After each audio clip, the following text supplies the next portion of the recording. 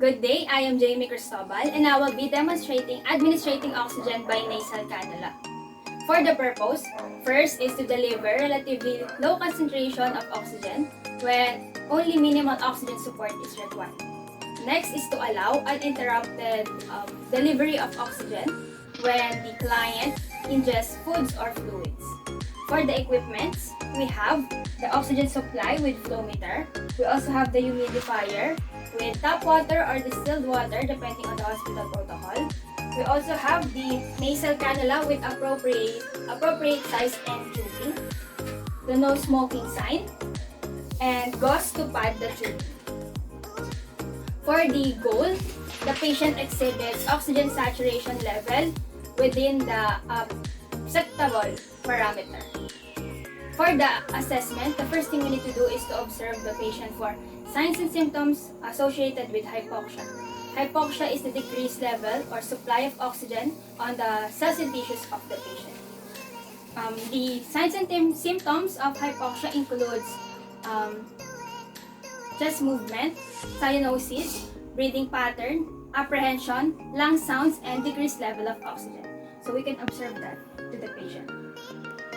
After observation, review the patient's medical record for order of oxygen therapy.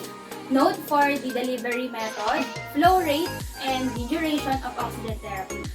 Reviewing the patient's medical chart will prevent possible or potential errors. For the planning, first is to assist the patient in a semi-Fowler's position. This position permits easier chest expansion and easier breathing. Sir, I will assist you to change in semi-Fowler's position.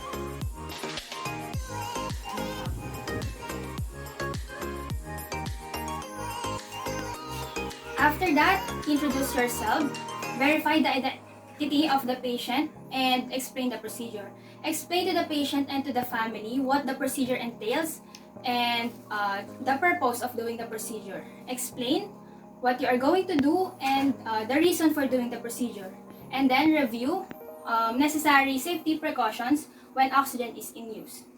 Mr. Good day, may I know your name? Joey, Mr. Joey, good day. Hello, I am Jamie, your nurse for today, and I will be administering oxygen to you by nasal cannula. I will administer it because you are showing signs and symptoms of hypoxia, and hypoxia is the decreased level of supply of oxygen on your cells and tissues of your body. And this oxygen therapy will relieve and help you from hypoxia.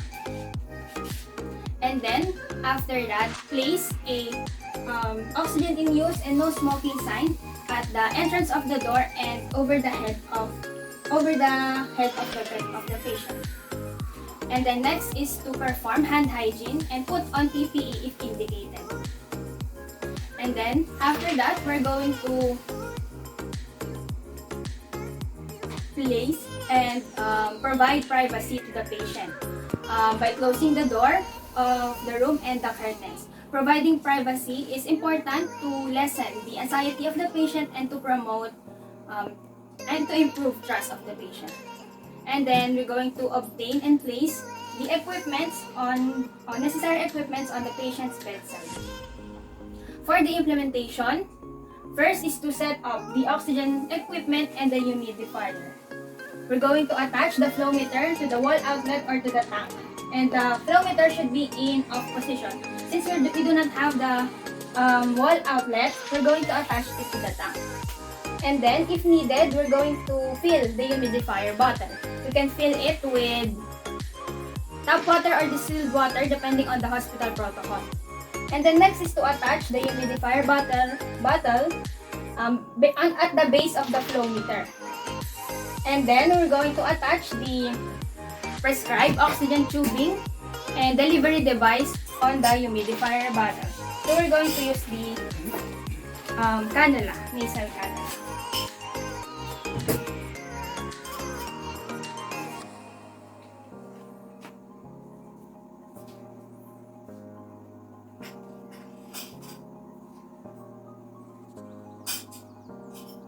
And then after that, turn on the oxygen and adjust to the prescribed rate And ensure the proper functioning of the oxygen by using the posterior aspect of your forearm to feel the release of oxygen in the tubing.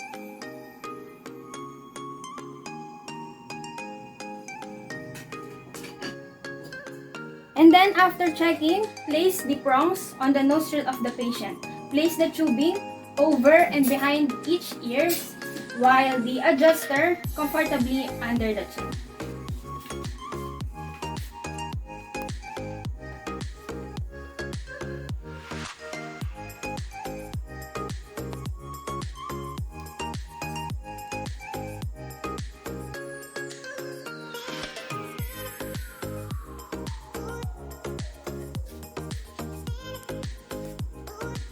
If the nasal cannula will not stay in place, tape the side of the tubing on the side of the face.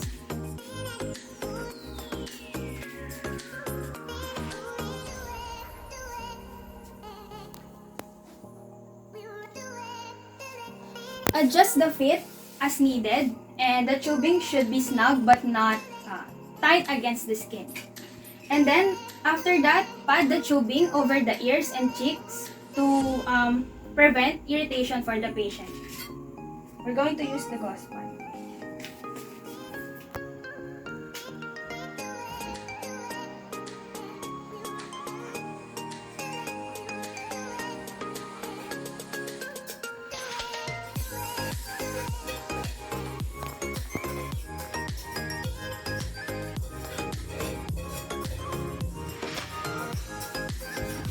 After that, encourage the patient to breathe through the nose while the mouth is closed. Mr. Joey, kindly try to breathe through your nose while your mouth is closed. After that, we're going to reassess the patient for respiratory status, including the respiratory rate effect and lung sounds. Also note for any signs of respiratory distress such as tachypnea, nasal flaring, use of accessory muscle, and or dyspnea. And then after that, remove the PPE if used and perform hand hygiene. And then lastly is to put on clean gloves.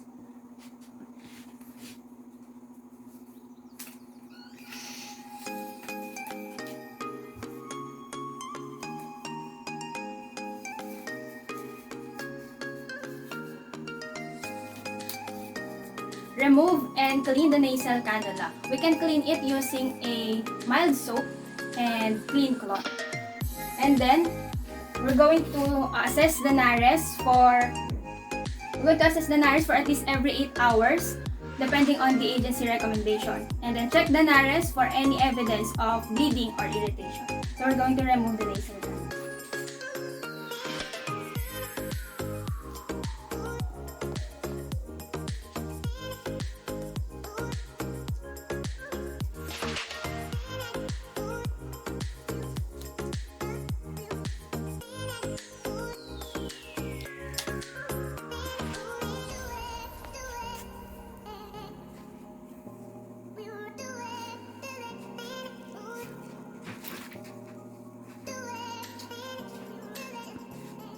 Then remove the gloves.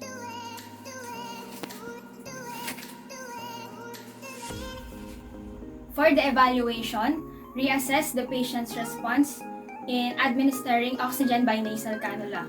And then for documentation, document on the nurse's note at the beginning of the shift and end of the shift, and the end of nursing shift, including the reports such as oxygen therapy, the response of the patient.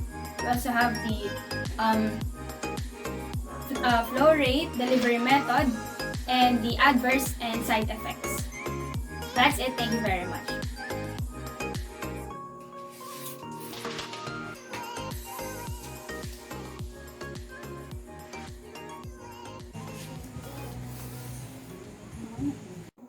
That's it. Thank you very much.